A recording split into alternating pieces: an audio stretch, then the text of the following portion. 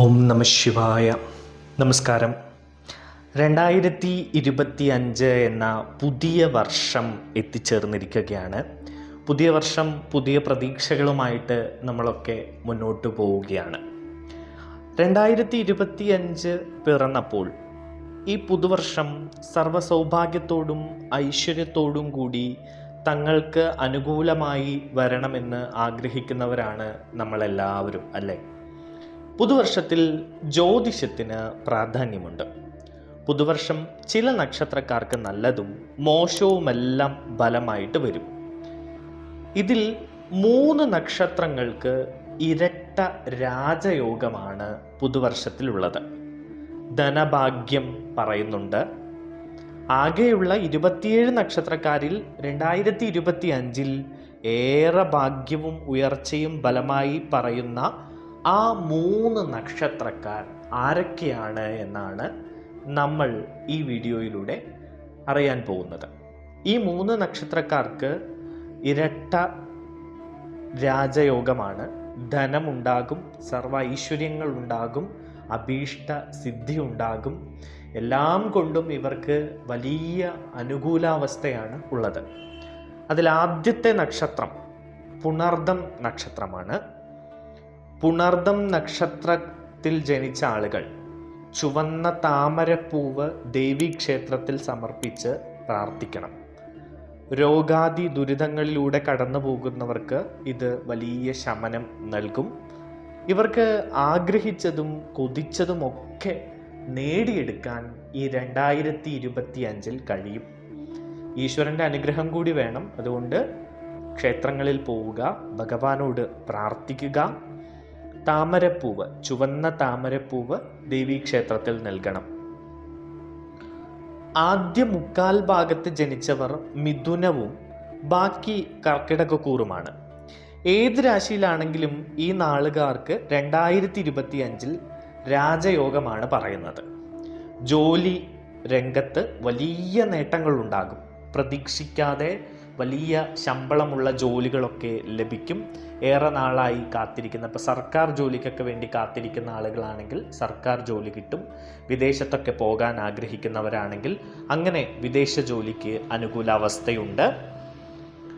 അങ്ങനെ സർക്കാർ ജോലിയൊക്കെ പ്രധാനമായിട്ടും എടുത്തു പറയുന്നുണ്ട്. അതുകൊണ്ട് ജോലി ആഗ്രഹിച്ച നിലയിലേക്ക് ഉയരാൻ ഇവർക്ക് കഴിയും.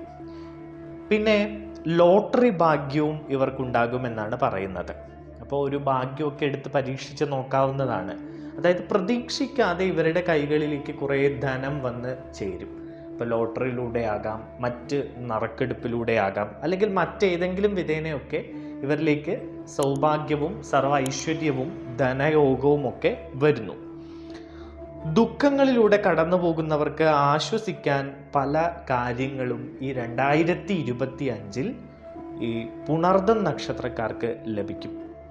എല്ലാ കാര്യങ്ങളിലും, അതായത് എല്ലാ മേഖലയിലും ഇവർക്ക് നേട്ടമാണ്. മൊത്തത്തിൽ നേട്ടമാണ് ഇവർക്ക് പറയുന്നത്. അതുകൊണ്ട് ഇവർക്ക് വലിയ ദുരിതങ്ങളും പ്രശ്നങ്ങളും ഒക്കെ ഉണ്ടെങ്കിലും അതൊക്കെ മാറി നല്ലൊരു നിലയിലേക്ക് 2025 ഇവർ എത്തും. പണവും സൗഭാഗ്യവും ഒക്കെ ലഭിക്കും പുണർദം നക്ഷത്രക്കാർക്ക്. അടുത്ത നക്ഷത്രം പൂയം നക്ഷത്രമാണ്. ഇവർക്ക് സൗഭാഗ്യ സമ്പന്നതയാണ് ഈ വർഷം പറയുന്നത്. ഇവർ രക്ഷപ്പെടും. ദുരിതം അനുഭവിക്കുന്ന ആളുകളാണെങ്കിൽ ആ ദുരിതത്തിനൊക്കെ അറുതി വരും. പുതിയ പുതിയ അവസരങ്ങൾ ഇവർക്ക് വന്നു ചേരും. ഈ വർഷം ആദ്യം തന്നെ ഇവരുടെ ജീവിതത്തിൽ ചില നല്ല കാര്യങ്ങളൊക്കെ നടക്കും എന്നാണ് പറയുന്നത്.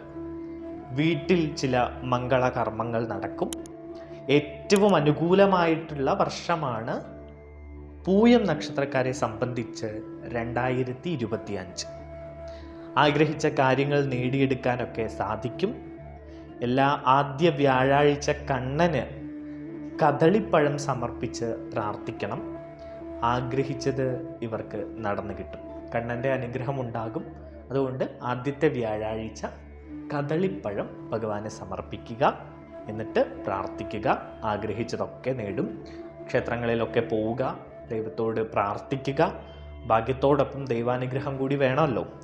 അപ്പോൾ അങ്ങനെ ആഗ്രഹങ്ങളൊക്കെ നടന്നു കിട്ടും.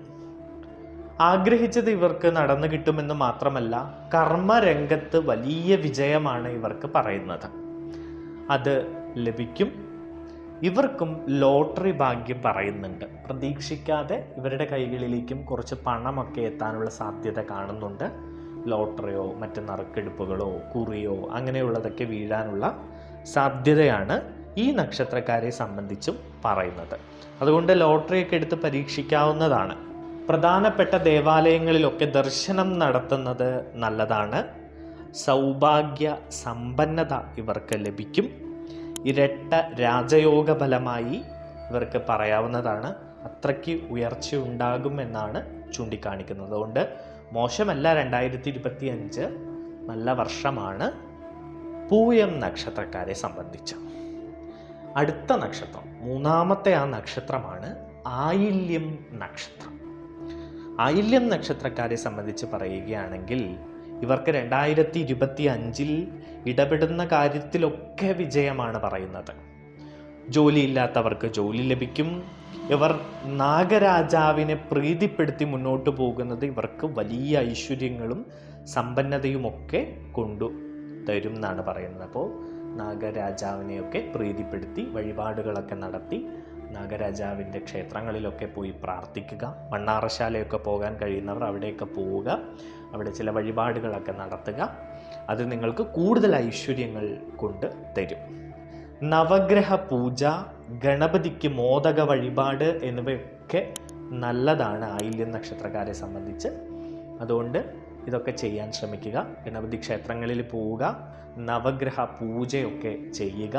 ഗണപതിക്ക് മോദകം വഴിപാടായിട്ട് നൽകുകയാണെങ്കിൽ ആഗ്രഹിച്ച കാര്യങ്ങളൊക്കെ നേടാൻ കഴിയും. പിന്നെ നിങ്ങൾക്ക് ചില ഉയർച്ചകളുണ്ടാകും, സമ്പത്തുണ്ടാകും, തടസ്സങ്ങളൊക്കെ മാറിക്കിട്ടും, ഈശ്വരാനുഗ്രഹം കൂടെ ഉണ്ടാകും.